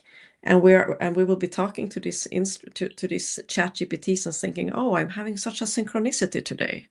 But maybe it's a more effective way to communicate with humans than by flashing a light in front of our eyes. And how would we measure that? Because maybe there's a way to measure if there's something anomalous happening to our AI as we communicate with it as well. Well, I think Jacques came up with the idea years back, with the control system. It sounds like a super AI. It sounds like the ASI that humans are on the road to developing. So, just in the last year, look at how far we've come with AI. And now I'm already shocked. So imagine what it's going to be a year from now or 100 years from now. So we are on the path to being what somebody else might have already done 1 million years ago and then sent our way. Right. And they figured out how to communicate in non-electromagnetic terms at greater than the speed of light, somehow reaching under the substrates of the universe and using physics that we don't quite yet understand. Well, longstanding presence and interaction might lead to some attempt to provide or create or engineer a coupling mechanism between intelligences, an interoperability between minds. So, and technology and data systems might be more central to that than we know. Fascinating stuff. I love this topic. Ted, I thought we would go to a few questions from the audience because they're starting to pile up. Sounds good. Who do we have the Slidos? There we are. Here we are. Let's see, who are we gonna pick here? I think we can just go right down the list. We tried to sort them last time. It worked so well. Okay, we'll just start with the top one then. For Dr. Villarreal, notwithstanding the glinting in the 1940s, what is the current extent of glinting and formations that are now documented in more recent sky surveys? This is kind of specific to your work, Beatrice. So today you have something like maybe on average 1.7 flashes per hour per square degree or something like that. I think I estimated it or so. And if you compare it to the numbers we had in the 40s, then it's maybe 1.2 or 1.1 flashes per hour per square degree. So it's more today, of course, because you have lots of much more space debris, and you have many more satellites and more garbage. But we have it today as well. There's lots of these flashes happening all the time from geosynchronous orbits. Fascinating. So, you want to do the next one, Reed, or shall I take that one? Your mic's off, Reed. Thank you. I want to remind the viewers we're going to stay relevant to the conversation. So I'm seeing some questions in here that are a little outside the bounds. I will ask, let's see here. Let's ask this question. I mean, I know it's very much in the UAP news feed these days. To the panel, has anyone heard of the alleged ET craft that's too large to move just out Seoul, South Korea? Shouldn't this be top of the agenda in determining the existence or non-existence of potential ET? Worst case, it's fake. Best case, world science changes forever. We have another case of a very funny saucer that we're working at. So I prefer to work on something that is a little closer. There are actually more such candidates all over the world. Mm-hmm. I mean, it's the holy grail, right? It's the smoking gun to find a crashed vehicle or, a deceased body, non-human body. Is that going to really come our way? And this is where I wonder about the potential disclosures that might come out of the IC and the defense community. It's not going to be anything like that, right? It might be photographic evidence. It might be materials analysis in the form of a report or a paper. It might just be testimony from an acting agency lead. So, minus the craft in the ground or the body on the ground, what do we do with evidence that is suggestive of physicality, of technology, and biology? I'm actually curious, Gary, for your thoughts on that, because I can imagine hypothetically some of that information coming out regarding the vehicles themselves. But what would science do if they can't see the vehicle, if you can't put it under the microscope? Well, I think knowing that, let's say we knew that it was somewhere, that somebody admitted it was somewhere, clamoring for access, not because you just want to know, but because you think you can do something practical for humanity with it, is the kind of leverage that I think you would need to use. Look, I would love to know. It just, selfish kind of, that's just, I want to know what I don't know kind of thing.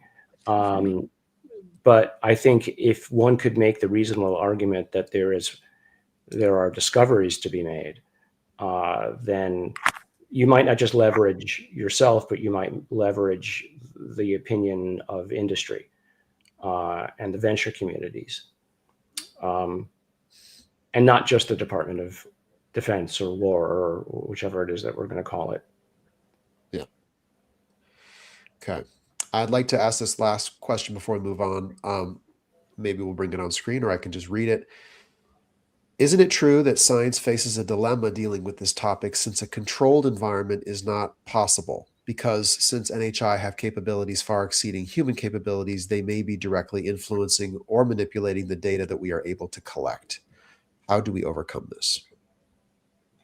And, Richard Dolan called this data denial in his talk at the UAP Summit, that there are in the USO record so many instances of the attempt to collect data denied or appearing seemingly intentionally obfuscated or obstructed. So as scientists, operating in a preferably controlled environment, how do you overcome that? If I were to make a slight adjustment to the question.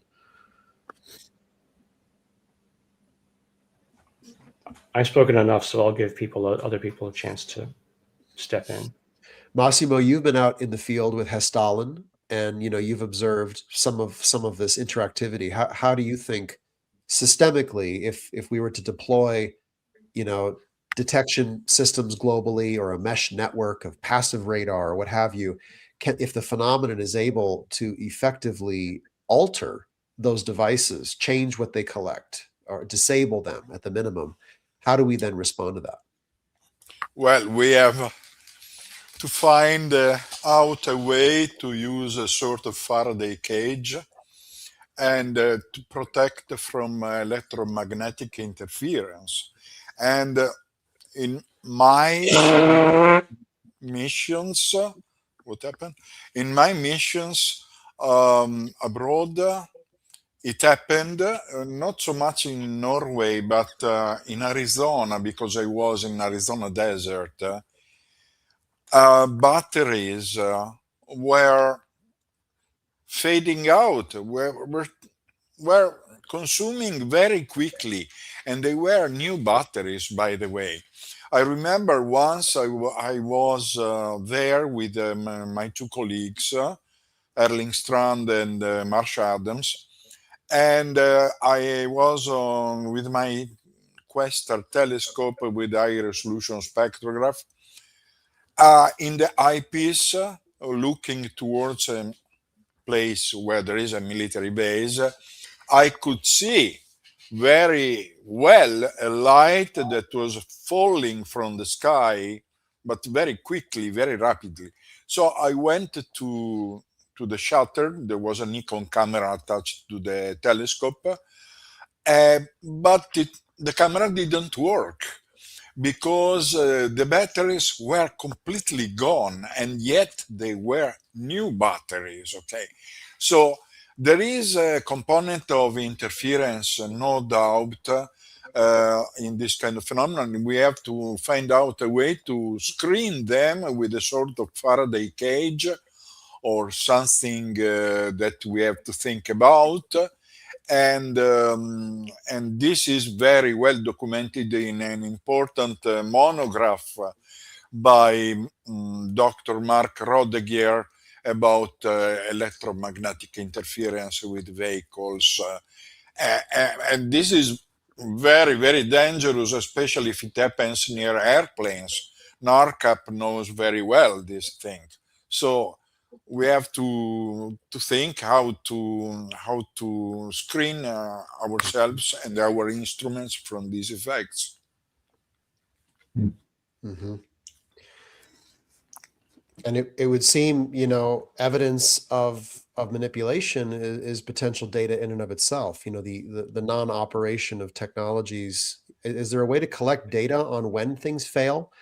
And I'm thinking of like the loss of power or electromagnetic anomalies in the localized power grid or something like that can demonstrate low probability that it's of a human cause, high probability or higher that it's of anomalous cause. I think one needs to do that. One needs to have a very clear logging of the events when you go there. Like we had that when we had these 2 expeditions to the Baltic Sea anomaly. There was the GPS failure the first time, right over the anomaly, but there was also that the 2 underwater robots stopped working when they went when they tried to go down. And the only thing we will be able to do now is to try to, next time we go out, try to see writing up the exact time. Did it work? Did it not work? How is it in a different environment when we're not above the anomaly? Does it work there at the same depths, or does it? The only thing one can try to do is to gather statistics. Mm-hmm. Just try to get as much statistics. Do as many attempts as you can. In a controlled environment before and then when you're above the anomaly.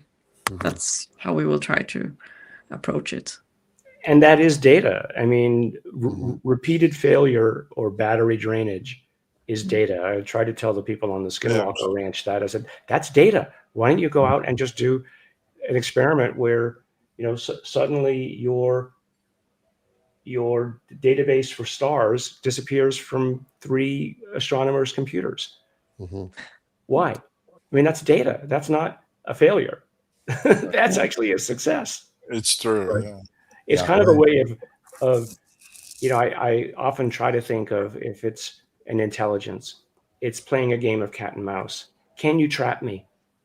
Mm-hmm. And the trap is to say, okay, if you force me to fail, I'm going to use that as data of success. Right. Exactly. Yeah, I mean, the way a flashlight functions in a controlled environment like my backyard is a articulable baseline, right? And so if my flashlight suddenly drains its battery in 30 seconds, right? I mean, that's data collection in a controlled environment. And so I've heard from so many folks out in the field who are doing technical detection of just all the equipment going dark.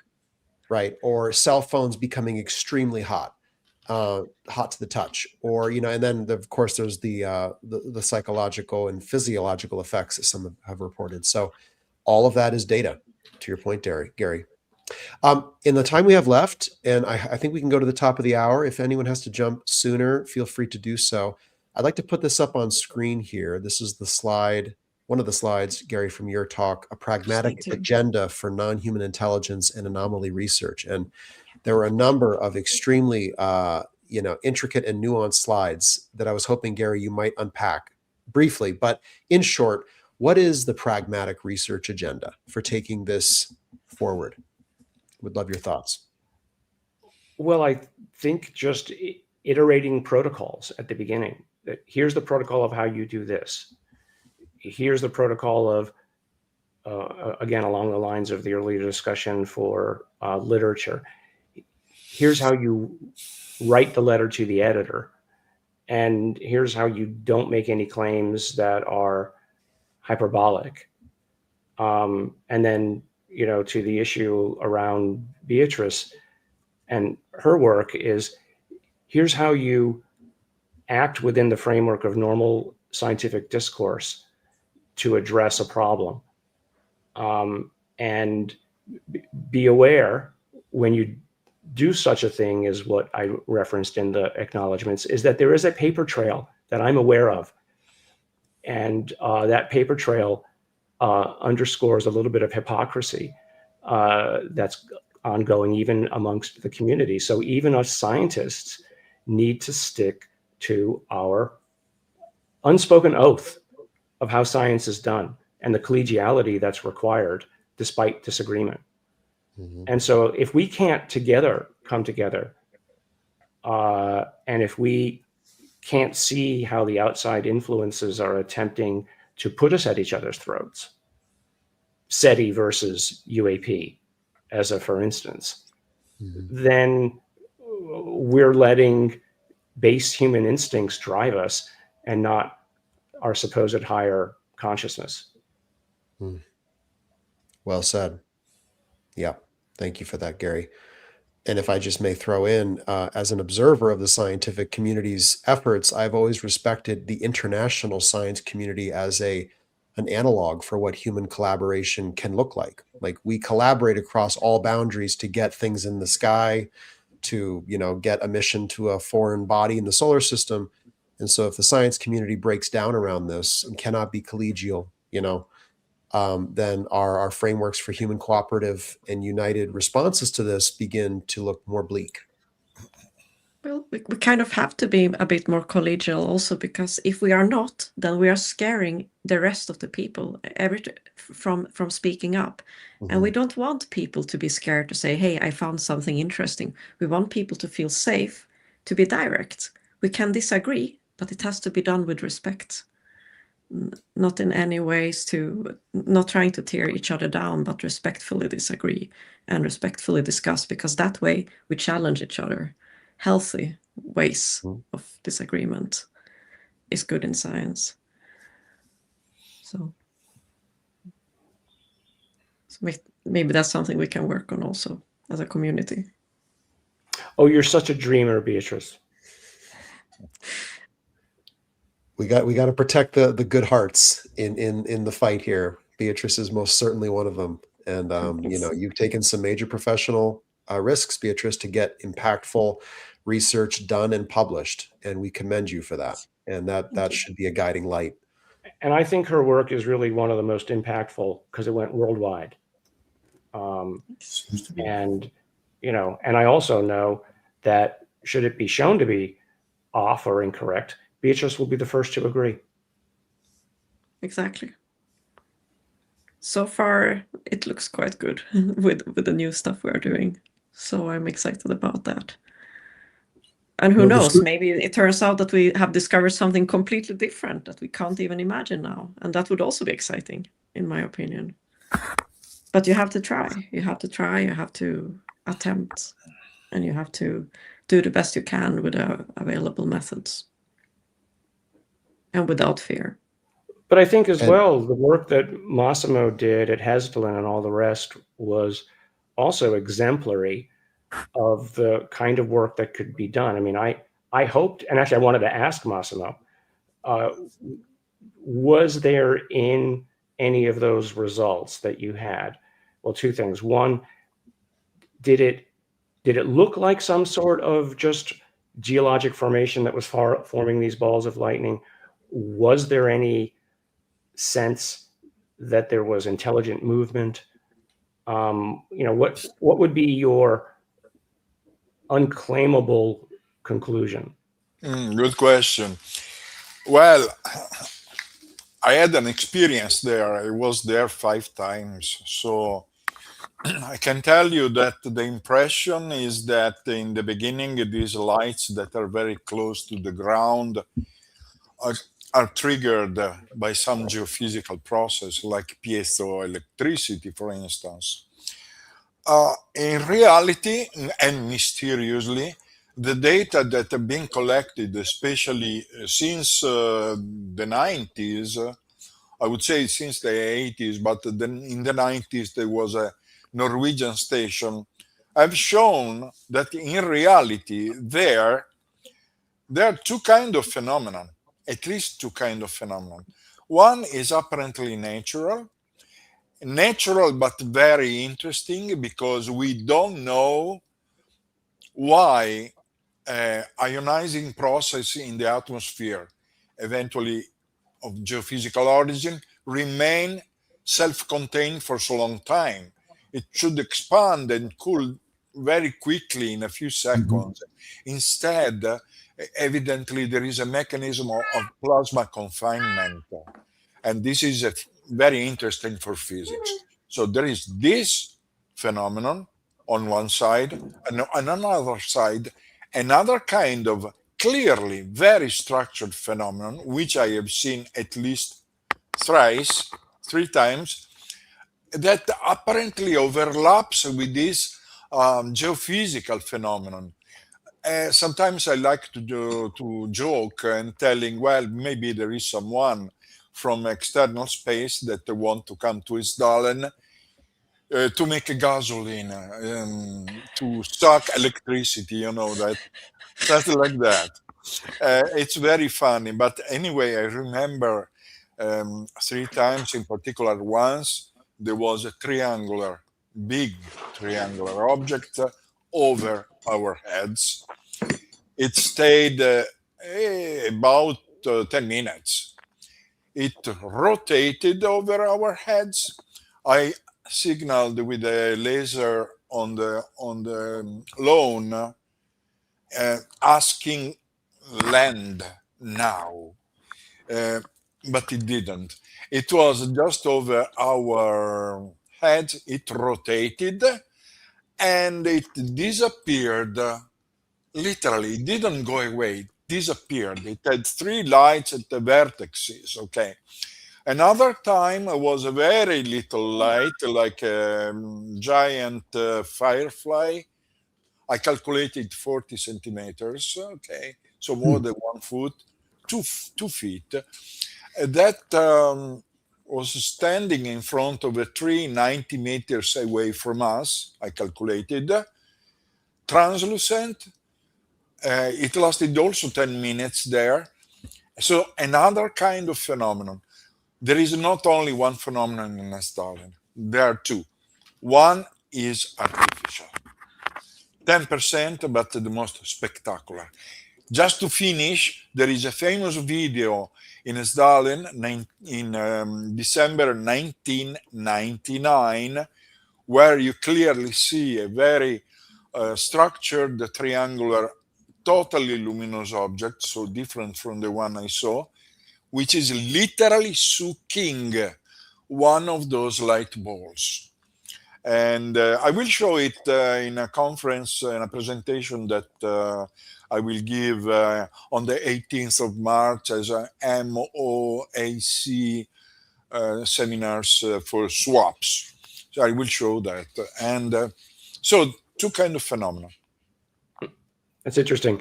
Yeah, I wonder if the more intelligent ones are there because the little ones are eggs and babies that they're, cradling along.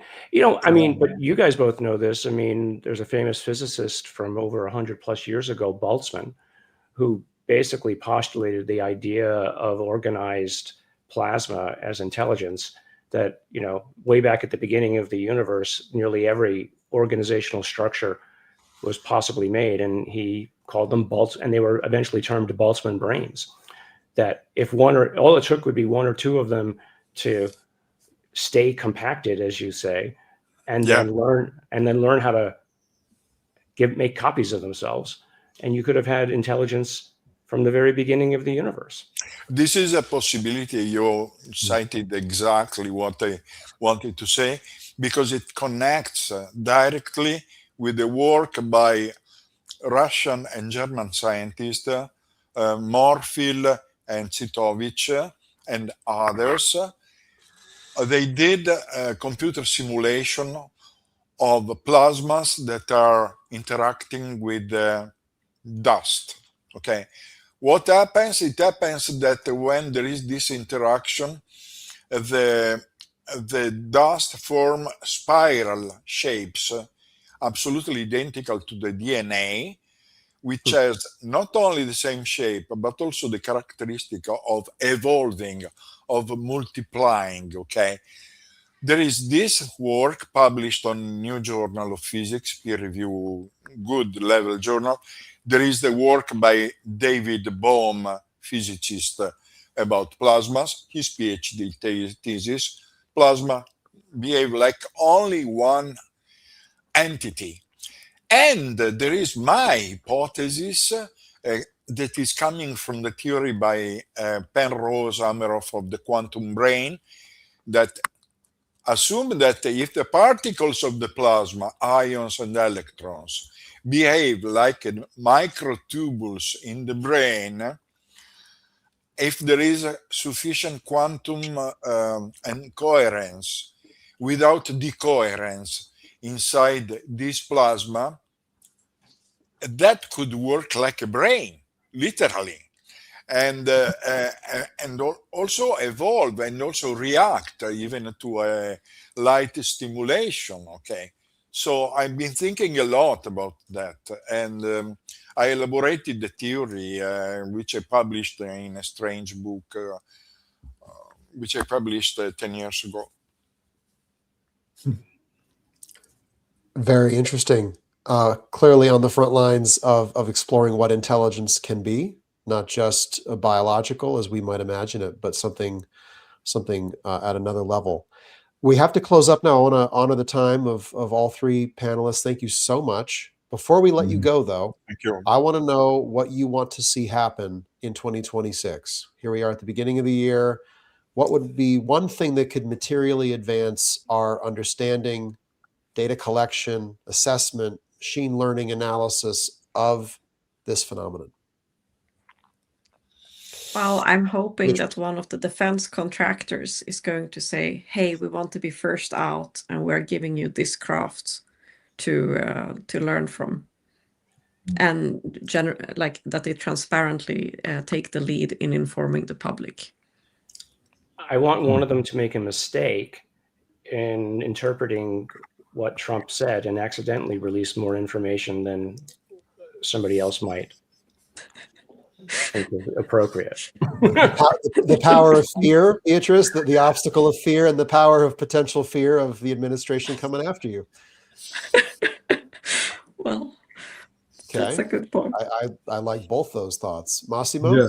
I want to be able to measure a magnetic field of the strength of 100 Tesla and see this from the splitting of Zeeman effect in a spectrum, and then demonstrate I am observing a plasma sheet which is confined by a strong magnetic field which acts like a thruster, and demonstrate that I'm like the Red Baron, you know that. But so I like, it's good to dream. Okay, we scientists are exactly like children, and we have to remain children up to the end of our life, always asking why and how.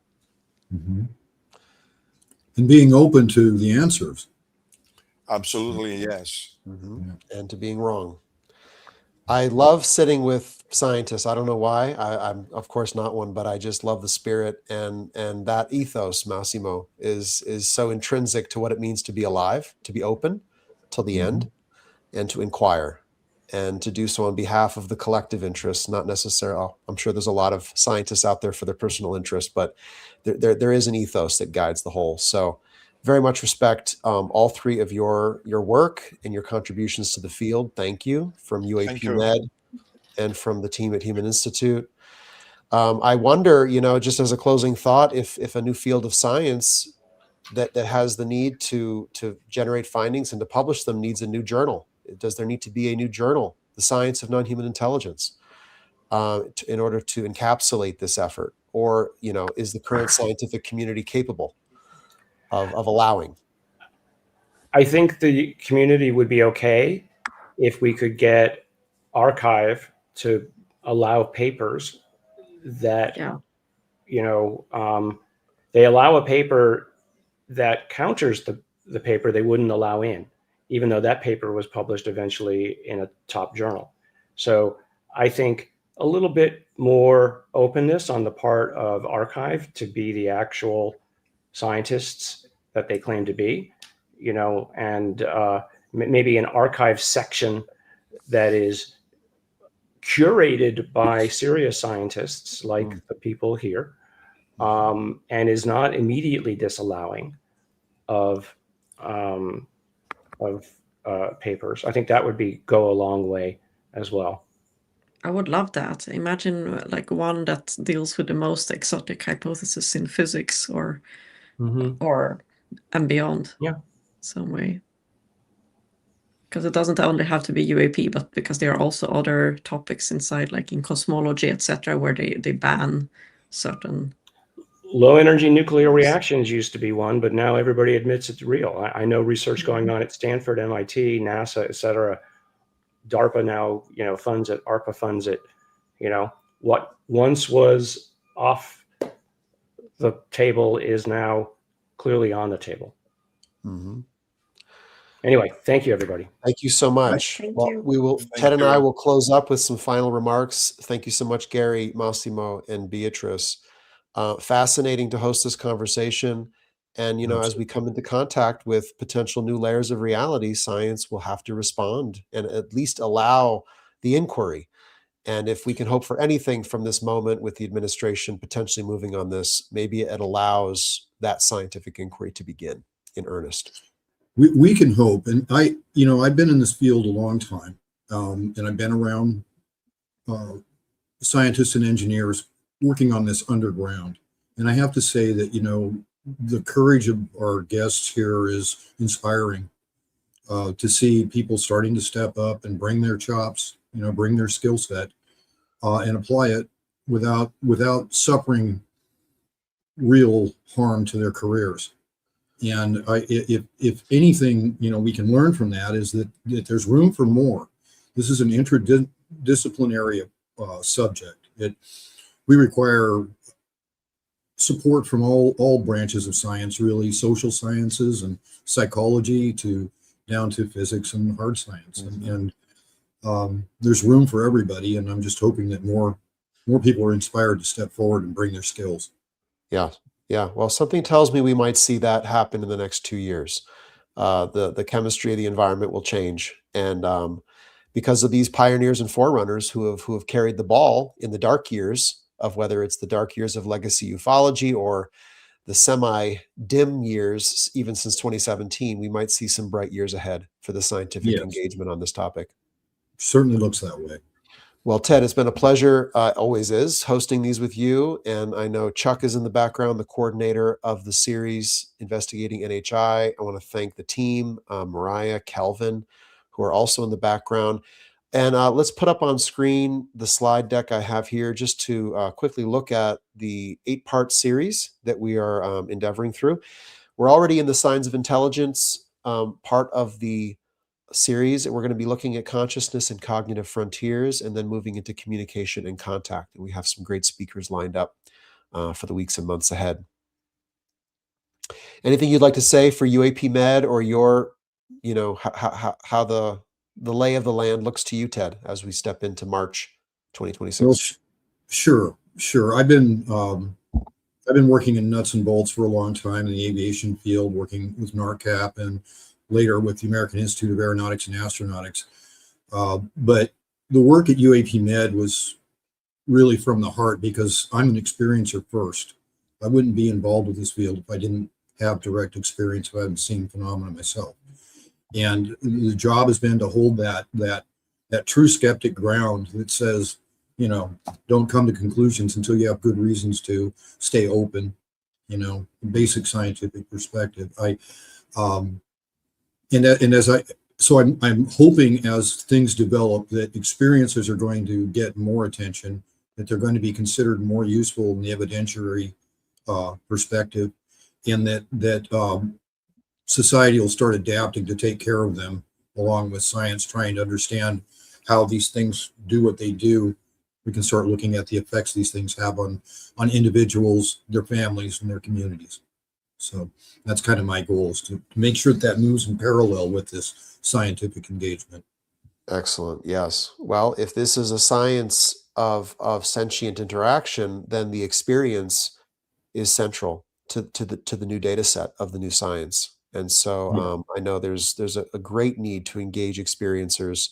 And also, I'll just say that it's not been a hospitable environment for anyone who's had an experience that's not neutral or positive to come forward. And so we don't really know yet the nature of what the collective experience has been.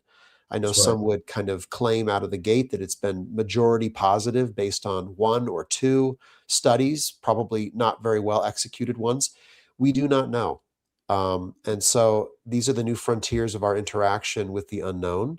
And there may be attempts to obfuscate, to data denial, our ability to understand the true nature of the interaction. So much important work needed. I know this series and our work together, Ted, is very much about exploring those depths. We wanted to start with the scientific foundations and then move inward from there, and keep the conversation credible and grounded in data.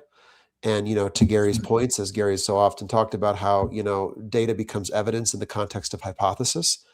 Mhm. Well, we need to begin to devise hypotheses now and look to the data we already have, and not expect that a data dump from any administration, any foreign government, or any other source is going to solve this riddle for us.